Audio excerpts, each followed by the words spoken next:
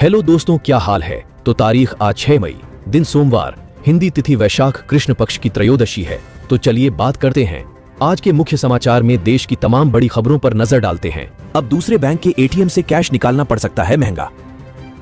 जी हां दोस्तों, अगर आप एटीएम यूजर हैं तो आपके लिए ये चौंकाने वाली खबर हो सकती है। एटीएम पर आने वाली लागत पर नए सिरे से विचार किया जा रहा है। इसके तहत दूसरे बैंकों के एटीएम से रकम निकालने या लेन देन करने पर शुल्क बढ़ाकर 20 से 23 रुपए तक किया जा सकता है। ज्यादा नकद निकालने पर भी अतिरिक्त शुल्क भी लिया जा सकता है। और वहीं FSSAI ने मसालों में 10 गुना ज्यादा पेस्टिसाइड मिलाने की मंजूरी देने की रिपोर्ट्स पर सफाई दी। FSSAI ने इन्हें सिरे से खारिज करते हुए कहा कि इस तरह की बातें गलत और भ्रामक हैं। संस्था ने कहा कि भारत में फूड सेफ्टी स्टैंडर्ड्स दुनिया में सबसे कड़े हैं। दोस्तों, आप लोगों को पता होगा, हाल ही में दुनिया के कई देशों में भारतीय मसालों के खिलाफ जांच शुरू हुई, जिसके बाद MDH और एवरेस्ट मसालों पर बैन भी लग गया। और वहीं बड़ी खबर है कि भारतीय पहलवान बजरंग पूनिया को national anti doping agency NADA ने सस्पेंड कर दिया है। दावा है कि बजरंग ने ट्रायल्स के दौरान डोप सैंपल नहीं दिया था। इस पर बजरंग ने कहा, मैंने कभी भी नाडा अधिकारियों को सैंपल देने से इनकार नहीं किया। मैंने उनसे अनुरोध किया कि वे मुझे जवाब दें कि उन्होंने पहले मेरा सैंपल लेने के लिए जो एक्सपायरी किट लाई थी उस पर उन्होंने क्या कार्रवाई की।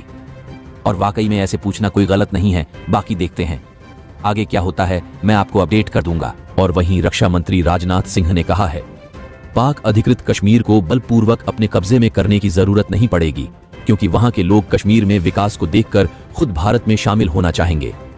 उन्होंने कहा, जम्मू कश्मीर में हो रहे सुधार देखकर मुझे लगता है एक समय आएगा जब वहां सशस्त्र बल विशेषाधिकार कानून जरूरत नहीं होगी। और वहीं सूत्रों के मुताबिक शनिवार को पुंछ, जम्मू कश्मीर में भारतीय वायुसेना के काफिले पर आतंकवादी हमले के मामले में 6 लोगों को हिरासत में लिया गया है।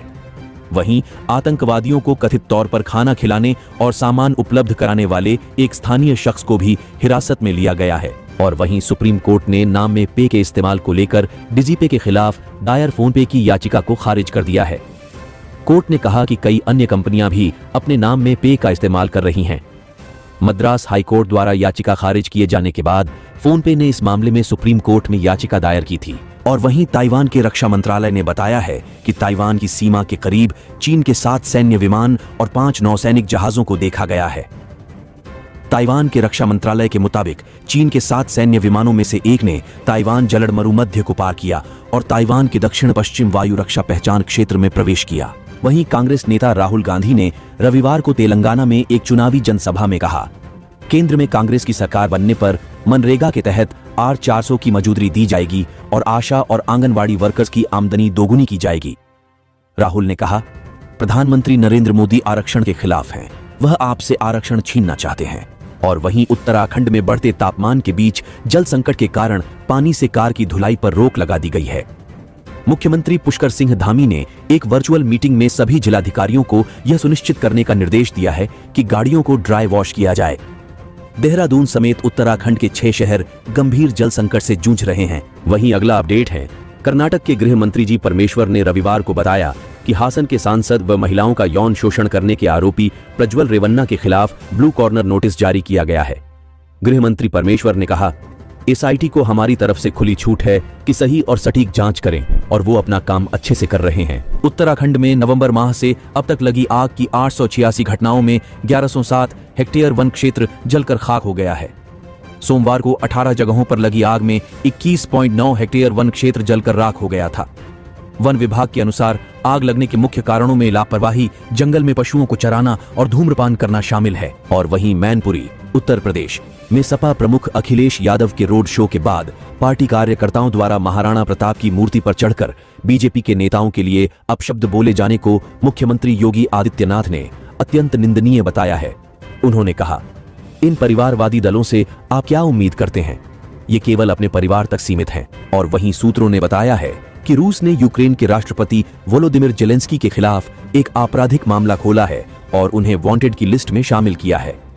फरवरी 2022 में यूक्रेन के साथ युद्ध शुरू होने के बाद से रूस ने कई यूक्रेनी व अन्य यूरोपीय राजनेताओं के लिए गिरफ्तारी वारंट जारी किए हैं। बहरहाल प्रधानमंत्री नरेंद्र मोदी ने शनिवार को बिहार की रैली में आरजेडी प्रमुख लालू प्रसाद यादव का नाम लिए बिना कहा कि रेल मंत्री रहते हुए उन्होंने 2002 के गोधरा कांड के दोषियों को बचाने की कोशिश की थी।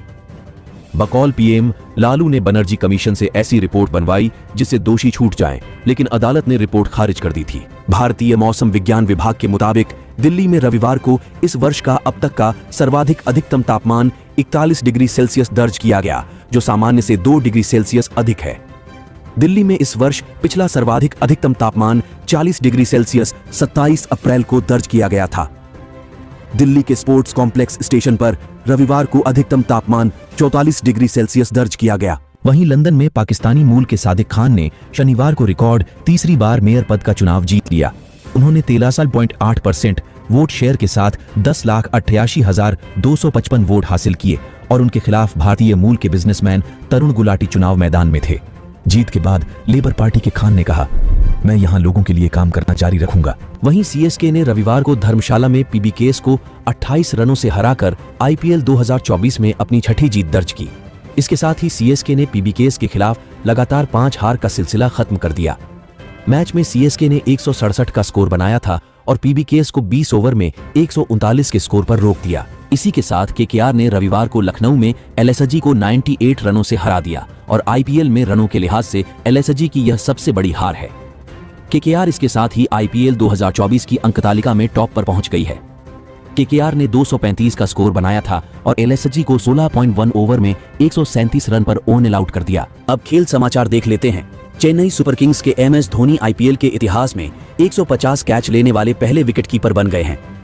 उन्होंने रविवार को पंजाब किंग्स के खिलाफ मैच में जितेश शर्मा का कैच लिया।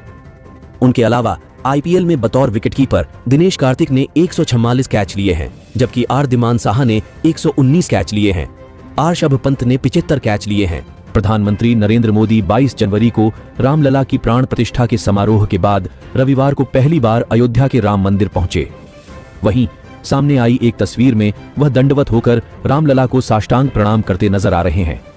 गौरतलब है कि लोकसभा चुनाव के बीच पीएम मोदी एक रोड शो के लिए अयोध्या पहुंचे हैं। वहीं उत्तराखंड पुलिस ने चारधाम यात्रा 2024 के लिए हेलीकॉप्टर बुकिंग के नाम पर ठगी करने वाली 12 फर्जी वेबसाइट्स को बंद करवा दिया है।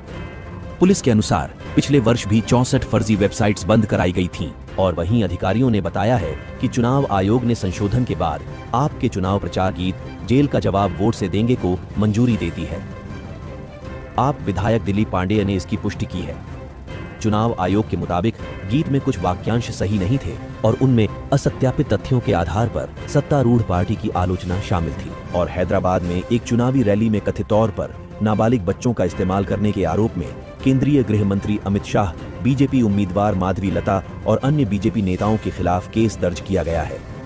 मामले में आरोप लगाया गया है कि 1 मई को हुई रैली में कुछ नाबालिग बच्चे शाह के साथ मंच पर थे और वहीं पूर्व प्रधानमंत्री एचडी देवेगौड़ा के बेटे एचडी रेवन्ना को एक महिला के अपहरण के मामले में कर्नाटक पुलिस की एसआईटी ने शनिवार को हिरासत में ले लिया। एसआईटी की टीम पूछताछ के लिए रेवन्ना के घर पहुंची थी, जहां से उन्हें हिरासत में ले लिया गया। मामले में कुछ देर पहले ही रेवन्ना की अग्रिम जमानत याचिका खारिज हुई थी। दिल्ली के शिक्षा निदेशालय ने हीट वेव को लेकर राष्ट्रीय राजधानी के स्कूलों के लिए गाइडलाइंस जारी की है। सर्कुलर के मुताबिक दोपहर की शिफ्ट में स्कूलों में असेंबली बंद कर दी जाए, खुले में कक्षाएं न लगाई जाएं, हीट वेव घोषित होने पर आउटडोर एक्टिविटी न कराई जाए और कक्षाओं के दौरान छात्रों को ड्रिंक्स ब्रेक दिए जाएं। वहीं पाकिस्तान के बलूचिस्तान में शुक्रवार को हुए बम धमाके में एक वरिष्ठ पत्रकार की मौत हो गई व करीब 7 लोग घायल हैं। पत्रकार की पहचान खुजदार प्रेस क्लब के अध्यक्ष मोहम्मद सिद्दीक मैंगल के रूप में हुई है। पाकिस्तानी प्रधानमंत्री शहबाज शरीफ ने मंगल के निधन पर शोक जताया और घायलों के जल्द स्वस्थ होने की कामना की है। और वहीं तुर्की के व्यापार मंत्रालय ने कहा है कि उसने इजराइल के साथ सभी उत्पादों के आयात और निर्यात पर रोक लगा दी है। बकौल मंत्रालय, गाजा पर हो रहे इजरायली हमले और फिलिस्तीन में मानवीय त्रासदी के मद्देनजर यह फैसला लिया गया है। मंत्रालय के मुताबिक इजराइल द्वारा गाजा में निर्बाध मानवीय सहायता की अनुमति दिए जाने तक रोक रहेगी।